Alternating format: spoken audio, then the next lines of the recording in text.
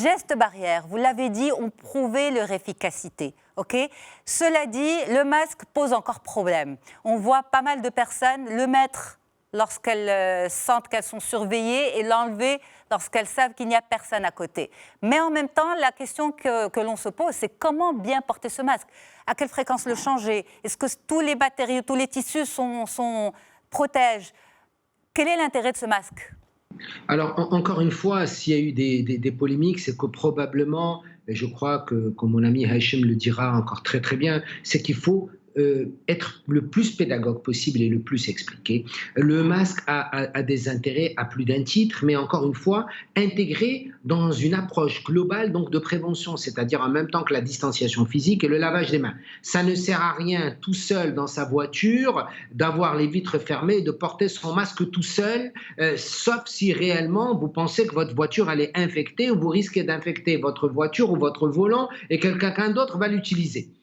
Le masque a un intérêt lorsque vous allez sortir et rencontrer du monde et que vous risquez, soit parce que vous seriez porteur du virus et donc le transmettre sous forme d'aérosol, et là on a des preuves que ce n'est pas uniquement les micro-gouttelettes en suspension dans l'air qui sont importantes à plus de 6 microns qui transmettent le virus, mais également on sait que les aérosols à moins même de 5 microns peuvent également donc porter le virus et on peut inhaler ces aérosols qui sont en suspension. Donc c'est pour protéger donc les autres et également éventuellement se protéger lorsque quelqu'un n'a pas respecté donc la distanciation physique et risquerait d'éternuer ou de tousser et de nous transmettre.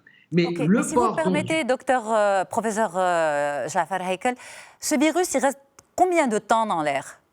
Alors, encore une fois, c'est très important cette question. Il faut faire la différence entre les aérosols et les micro-gouttelettes. Les micro-gouttelettes sont plus lourdes et par effet de gravité, elles vont se déposer relativement rapidement. Mais dans les aérosols, on sait que des fois, ça peut rester 2 à 3 heures en suspension dans les aérosols, dans les endroits, attention, qui sont confinés, qui ne sont pas aérés. C'est pour ça qu'on recommande toujours d'aérer vos endroits, d'aérer donc les chambres, d'aérer les domiciles, parce que ça diminue donc les risques. Donc, il ne faut pas penser non plus que dans tous les endroits, vous allez trouver plein de virus en suspension dans l'air, et si vous rentrez dans un endroit, vous allez respirer, vous allez inhaler le virus. C'est absolument pas le cas. Il y a des risques de transmission lorsque effectivement quelqu'un qui est infecté a éternué ou a toussé, il venait de quitter donc cet endroit il est clos et vous arrivez et vous vous exposez de façon importante et vous inhalez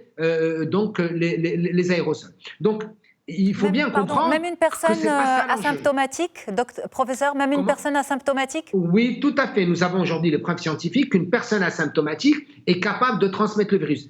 Par contre, il faut bien l'expliquer, elle va transmettre de façon moins importante.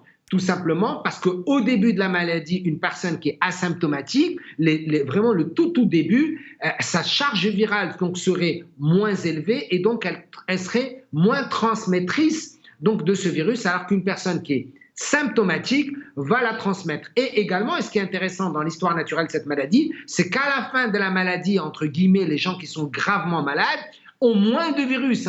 Ils sont gravement malades, c'est d'autres phénomènes qui se produisent et ils ont moins donc de virus. Donc c'est la période cruciale, c'est la période symptomatique au début, les 7 premiers jours, qui sont symptômes, qui sont les moments les plus à risque pour qu'une personne puisse transmettre. Donc il ne faut pas qu'il y ait de polémique à propos du masque, il faut savoir le porter, comment le porter et pendant combien de temps le porter et faire la différence entre ce que doivent porter les professionnels de santé que nous sommes, comme Hachem Tchel, moi ou d'autres professionnels de santé, médecins et infirmiers. Ce sont des masques FFP2 qui sont importants parce qu'ils protègent beaucoup plus, parce qu'on est des soignants, parce qu'on est en contact du virus et des patients.